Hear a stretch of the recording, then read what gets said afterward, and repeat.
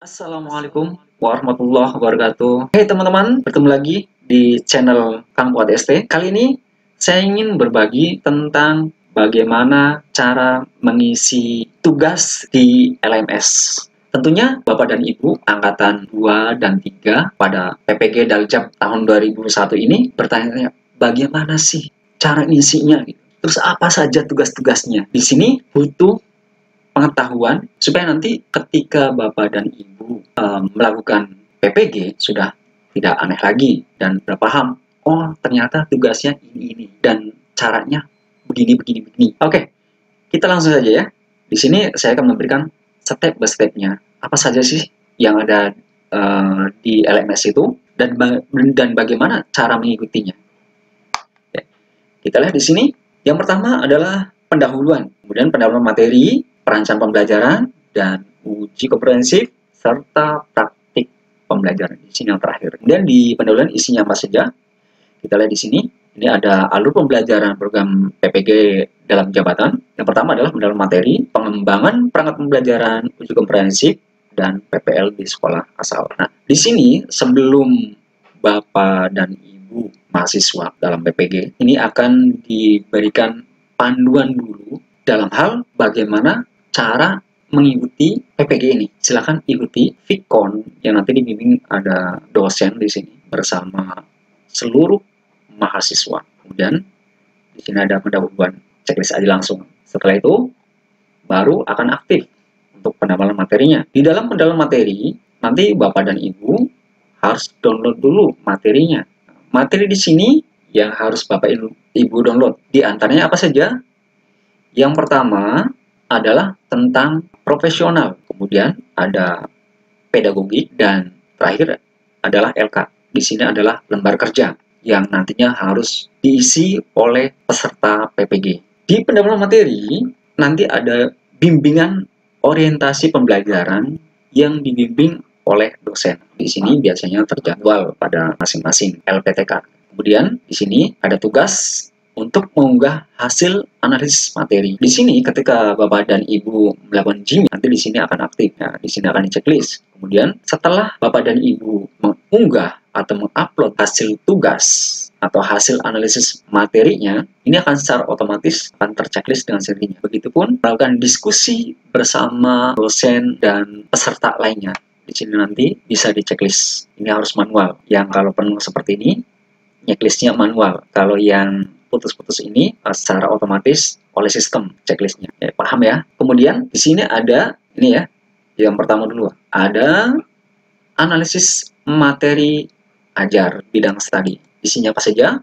Di sini ada beberapa modul yang tadi sudah Bapak dan Ibu download materinya. Silahkan download dulu. Kemudian pada modul 1 nanti akan ada pembahasan yang dibimbing oleh dosen masing-masing. Kemudian Bapak dan Ibu harus mengupload tugas. Pada kegiatan ini Anda diminta untuk melakukan identifikasi materi dengan menuangkan hasil analisis materi pada modul 1 yang telah dilakukan pada kegiatan belajar mandiri. Kemudian di setiap modul, contoh di sini ada modul 1. Di setiap modul itu isinya ada 4. Jadi modul 1 isinya 4, modul 2 isinya 4, sampai modul 6. Jadi kalau dikalikan berapa? Banyak sekali. Ini harus Bapak dan Ibu pelajari setiap modulnya. Setiap modul ada 4 KB. Dalam KB 1 isinya apa, KB 2 isinya apa, KB 3 isinya apa, dan KB 4 isinya apa. Nah, setiap KB itu biasanya di akhirnya ada tes sumatif. Silahkan isi setiap KB ini. Setelah Bapak dan Ibu memahami tes-tes yang ada pada KB, nanti silahkan melakukan diskusi bersama teman-teman di sini. Nah, supaya di sini terchecklist. Gitu. Kalau ini manual ya. Kemudian ada review materi HOTS. Ada nggak materi yang membutuhkan analisa ketika materi itu diberikan oleh atau materi itu diberikan kepada peserta didik. Kemudian harus mengunggah hasil review atau hasil analisis dalam penerapan materi yang ada di modul 1. Kemudian melakukan jimit lagi. Di sini jimit yang nanti akan dibimbing oleh dosen. Ada tugas lagi yang harus Bapak dan Ibu upload. Terus setelah itu baru melakukan tes sumatif. Tes sumatif ini mengambil dari KB1, KB2, KB3, dan KB4 yang ada di modul 1. Setelah ini selesai, maka di sini akan aktif. Di modul 2, belajar lagi, melakukan Vkon lagi bersama dosen. Kemudian ada tugas di sini yang harus Bapak dan Ibu upload setelah mengikuti kegiatan yang dibimbing oleh dosen. Kemudian pelajari lagi, kemudian lakukan review. Seperti di modul 1 tadi, upload lagi. Kemudian ikuti Vkon lagi bersama dosen. Kemudian ada tugas lagi, harus ngupload lagi tugas dalam bentuk jurnal. Kemudian lakukan tes lagi. Begitu seterusnya sampai modul 6. Sampai di sini. Oke. Selanjutnya di sini ada 2.b, yaitu penyusunan materi ajar. Di sini setelah Bapak dan Ibu menganalisis materi ajar pada 2.a, nanti Bapak dan Ibu diberikan tugas untuk menyusun materi ajar. Materi ajarnya apa saja? Tentu yang ada di analisis materi bidang studi. Setiap modul itu kan isinya ada 4 KB. Jadi modul 1 4 KB, modul 2 4 KB, dan seterusnya. Nah, bisa mengambil salah satu KB yang ada pada modul 1 KB saja. Contoh, ingin membuat materi yang ada di modul 1 KB1. Menurut Ibu atau Bapak, mudah untuk membuat materi yang ada di modul 1 KB1 atau modul 1 KB2. Tinggal pilih saja di antaranya. Jangan kedua-duanya atau keempat-empatnya. Satu saja. Ambil salah satunya. Kemudian sebelum melakukan mengunggah hasil dari penyusunan materi, di sini ada diskusi bersama teman dan dosen. Baru di sini mengunggah hasil tugas, yaitu dalam menyusun materi ajar. Baru di sini ada refleksi. Di sini selesai untuk 2.b. Kemudian lanjut ke analisis materi ajar pedagogik. Nanti Bapak dan Ibu akan dibimbing oleh dosen. Karena nanti ada Vkon lagi. Di sini ada dosen yang akan membimbing bagaimana cara menganalisa materi ajar pedagogik. Di sini ada modulnya 1 sampai 4. Di pedagogi itu cuma ada 4. Ada 4 modul. Setelah Bapak dan Ibu mempelajari tentang masing-masing modul, lakukan review dari empat-empatnya ini. Kemudian isikan klarifikasinya. Kemudian konfirmasi modulnya bagaimana. Setelah ini melakukan komunikasi bersama teman atau sama mahasiswa PPG bersama dosen.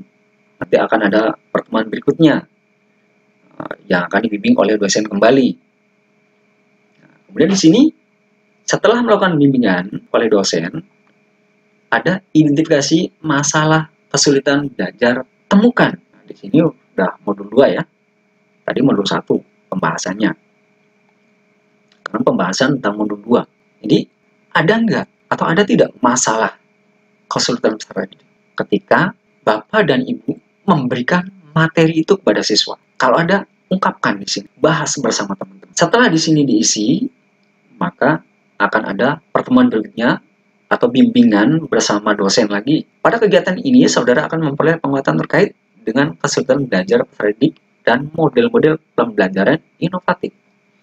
Selain itu, saudara juga akan mengetahui pembagian kegiatan belajar yang akan disusun perangkat penilaiannya. Sehingga dosen akan membimbing bagaimana cara memberikan penilaian dan sebagainya. Kemudian, setelah mengikuti Vkon bersama dosen, nanti di sini lakukan lagi tentang komunikasi bersama teman. Ungkapkan di sini model-model pembelajaran yang inovatifnya apa saja. Kemudian pertemuan berikutnya bahas tentang modul 4. Di sini akan dibimbing oleh dosen lagi. Nah, di sini pada kegiatan ini saudara akan memperoleh penguatan terkait dengan kesulitan belajar peserta didik dan model-model pembelajaran inovatif. Di sini akan ada bimbingan lagi bersama dosen. Setelah itu ada refleksi, unggah di sini tugas-tugas yang diberikan. Setelah itu, setelah semuanya selesai dari modul 1 sampai modul 4, yang ada di pedagogi, maka yang terakhir adalah melakukan tes SUMAT. Maka silakan pelajari baik-baik di sini supaya nanti ketika melakukan tes sumatif Bapak dan Ibu tidak kaget. Kemudian yang terakhir pada penentuan materi ada review materi ajar. Nah, 2.D ini ya. Di sini ada bimbingan dosen lagi. Nanti Bapak dan Ibu dibimbing oleh dosen. Setelah itu unggah materi ajar yang telah direview. Tadi ya ada perbaikan-perbaikan di mana gitu. Ketika hasil pendalaman materi atau rancangan materi ajarnya ada nggak sih kekurangan? Ketika ada, tentu akan direview oleh dosen bahwa ini yang harus diperbaiki, ini yang harus diganti, ini yang harus ditambah, dan seterusnya. Setelah ini selesai ya, sampai 2.D pada penentuan materi, maka langkah selanjutnya adalah perancangan pembelajaran. Nah, di sini perancangan pembelajaran bisa dilakukan ketika Bapak dan Ibu memahami tentang tadi pendalaman materinya. Apa saja tahapannya? Pertama, identifikasi masalah, rencana aksi, penyusunan dokumen, rencana pembelajaran, teaching, refleksi, dan rencana tindak lanjut. Yang ada di perancangan pembelajaran, nah di sini serunya. Kenapa dibilang seru? Karena di sini ada bimbingan oleh dosen. TKI A1, A2, dan A3, nah, di sini adalah kelas. Nah, sebelum masuk ke sini, ya, sebelum masuk ke perancangan pembelajaran, biasanya setelah di sini membahas tentang pendalaman materi, akan dibagi. Biasanya setiap kelas itu tergantung tadi awalnya dalam satu kelompok awal gabungan gitu yang ada pada jurusan itu. Jadi contoh ada 30 kalau dibagi 3 tentu satu kelasnya adalah 10 orang gitu. Maka tiap-tiap kelas ini isinya 10 orang. Nah, kita ada di mana? Apa di kelas A, A1, A2, apa A3? Nah, nanti dilihat daftarnya. Biasanya di situ akan dikasih tahu bahwa kita itu ada di kelas A ini. Nah, nanti melakukan jimitnya sesuai dengan kelasnya. Nah, masing-masing kelas ini tentu dosennya beda-beda. Tidak sama, beda. Jadi, kelas A1 ya beda, kelas A2 beda, kelas A3 beda. Dan waktunya pun bersamaan. Setelah dilakukan bimbingan oleh dosen pada masing-masing kelasnya, saatnya observasi, identifikasi masalah, dan rumusan masalah yang telah ditemukan oleh Bapak dan Ibu. Silahkan di sini lakukan diskusi bersama teman-teman. Kemudian, rumuskan kembali alternatifnya ketika Bapak dan Ibu menemukan masalah. Setelah ditemukan alternatifnya, kemudian solusinya, ada aksinya seperti apa ketika rumusan-rumusan tentang solusinya tadi lebih dikerucutkan lagi. Tindakan apa yang harus Bapak dan Ibu ambil?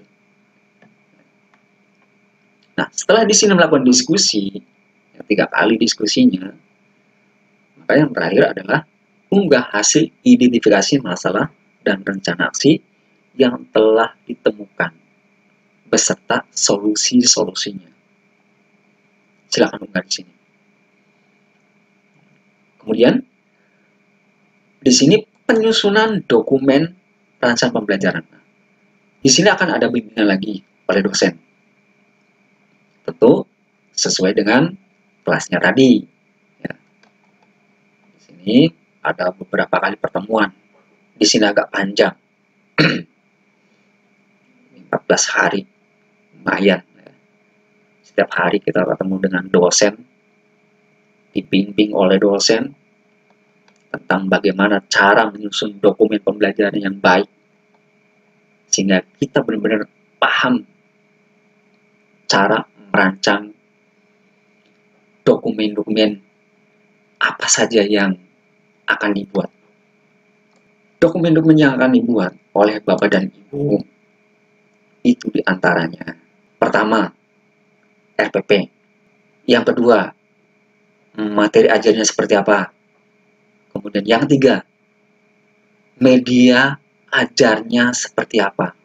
Nah, biasanya media ajar ini menggunakan PowerPoint. Kalau materi ajar, biasanya dipegang oleh kita. Kalau media pembelajaran, itu yang akan diperlihatkan kepada siswa melalui infocus sebagai daya tarik supaya peserta didik itu mau memperhatikan. Kemudian yang keempat, harus menyusun LKPD. LKPD ini adalah lembaran tugas yang akan diberikan kepada siswa. Kemudian yang terakhir adalah instrumen penilaian. Bapak dan Ibu harus menyusun instrumen penilaiannya seperti apa. Ketika Bapak dan Ibu sudah menyusun RPP, menyusun materinya, menyusun media ajarnya, menyusun LKPD-nya, yang terakhir adalah instrumen penilaian. Itu di sini dibimbing oleh dosen. Nah, di sini ada dokumen rancangan pembelajaran. Tinggal diklik saja nanti. Nah, di sini silakan lakukan diskusi kembali bersama mahasiswa yang lain dan juga dosen.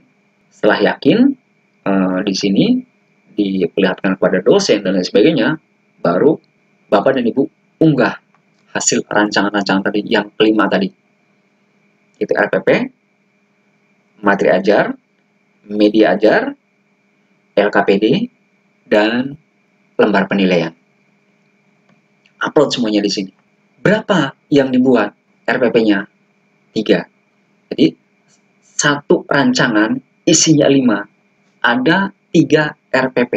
Rancangan 1 isinya itu ada RPP, ada materi ajar, ada media ajar, ada LKPD, ada lembar penilaian. Itu 1 kali pertemuan. Dan durasi waktunya hanya 30 menit. Jadi, ketika merancang RPP, jangan banyak-banyak. Materinya jangan terlalu melebar kemana-mana. Batasi. Biar dalam waktu 30 menit itu selesai mempresentasikannya. Ketiga RPP harus Bapak dan Ibu upload di sini. Unggah semuanya di sini. Nah, setelah selesai, baru melakukan peer teaching. Nah, saatnya di sinilah. Setelah Bapak dan Ibu yakin dengan RPP atau rancangan pembelajaran yang sudah Bapak dan Ibu susun, di sini saatnya pembuktian rancangan pembelajaran yang sudah Bapak dan Ibu yang telah disusun tadi. Ya. Di sini akan disaksikan oleh teman-teman, dosen pembimbing, dan guru pembimbing. Dan pesertanya atau siswanya itu adalah teman-teman Bapak dan Ibu sendiri nanti. Setelah selesai, di sini melakukan komunikasi bersama teman-teman dan juga mengupload video rekaman yang telah direkam oleh dosen di sini. Jadi ketika Bapak dan Ibu berteaching, itu videonya atau rekaman videonya silahkan Bapak dan Ibu unggah di sini. Setelah diunggah, nanti ada refleksi di sini. Nah, di sini ada tugas-tugasnya yang harus dilakukan nantinya. Nah, setelah ini selesai, nanti ada uji komprehensif. Mungkin itu saja untuk pertemuan kali ini. Terima kasih sudah menyaksikan video yang ada di channel Kang Fuad ST. Nanti kita bertemu lagi pada video-video berikutnya. Terima kasih. Assalamualaikum warahmatullahi wabarakatuh.